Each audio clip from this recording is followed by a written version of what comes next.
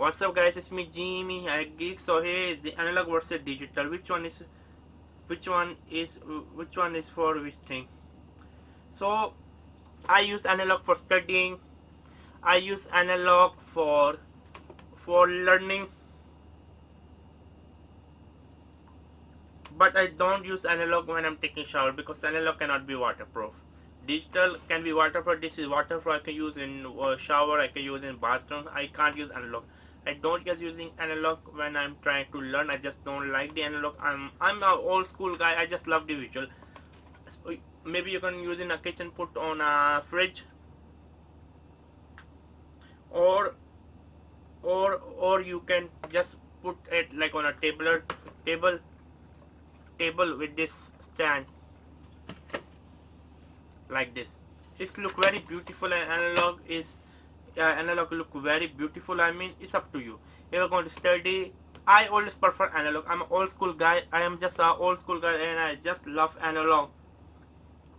But if you are someone who wanna use a clock, because in this analog timer you cannot get a clock, then get a digital timer. If you need a waterproof, then get a digital timer.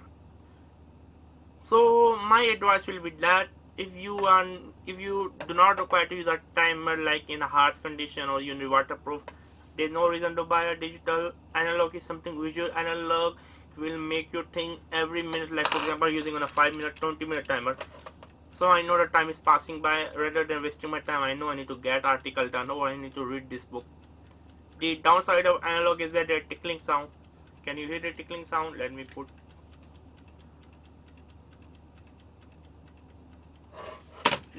play this. There's no sound from the timer. Especially if you wanna read on the with the book. Okay, this one started. Let's go. For example, if you're trying to learn some new skill, you're trying to get focus, then I will suggest you to get the digital, because sometimes analog sound can be like, some people will not like this technique sound.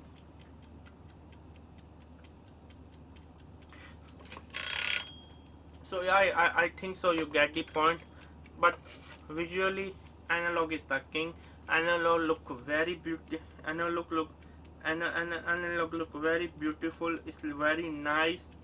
I mean, it's something just I'm seduced by, to be honest with you. So yeah, it was me, Jimmy Geek. Make sure to subscribe.